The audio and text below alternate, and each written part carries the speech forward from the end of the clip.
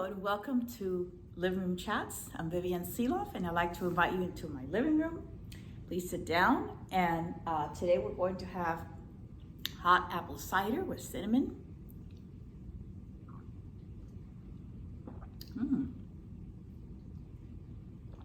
Very tasty.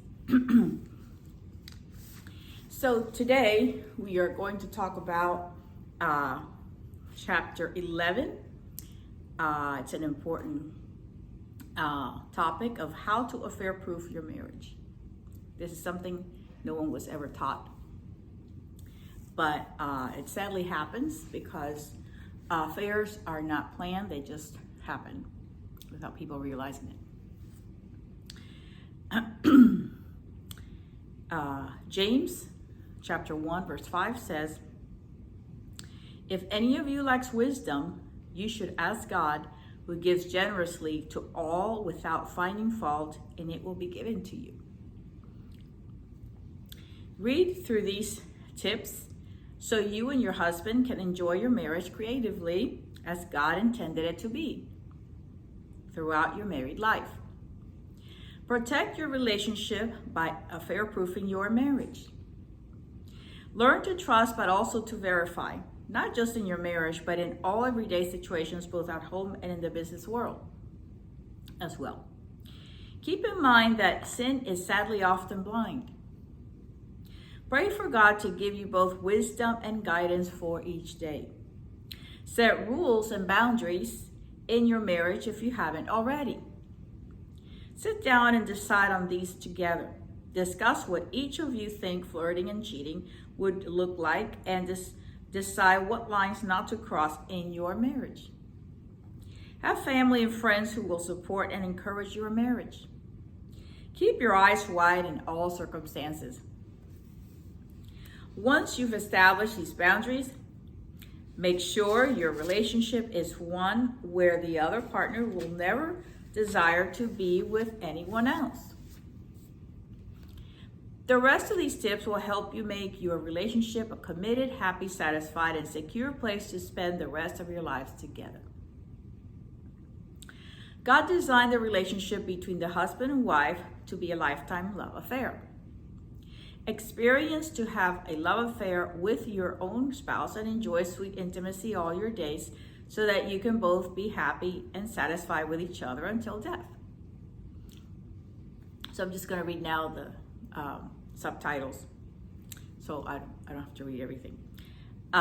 Communicate effectively with each other daily. Be a good listener. Respect and verbally appreciate your husband for all he does for you, the home, and children as a father, if you have children. Let's see what we have. Okay, dates do not necessarily need to be at night or at a fancy and at expensive places. Whether you are newlywed or have been married several years, with or without children, you and your husband need to have dates to help maintain your marriage relationship. This is so important in the marriage relationship.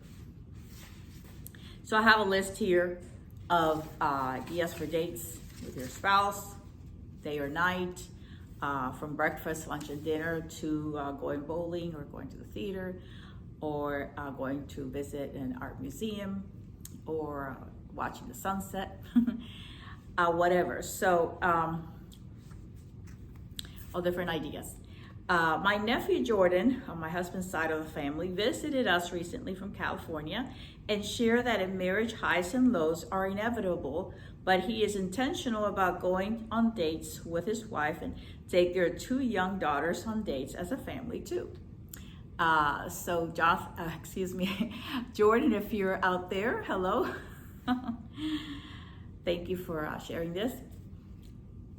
So do whatever you both enjoy and plan some new adventures. Always be positive, creative, playful, and cute, and have fun with each other. Enjoy your times together.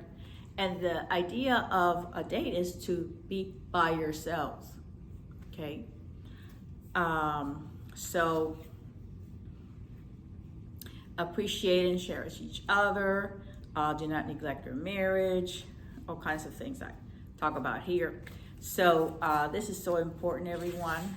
I know for the newlyweds out there that, you know, obviously you never think of these things, but this is important. This is how you maintain your marriage for years to come through your lifetime.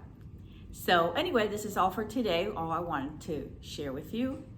I hope you're having a wonderful day.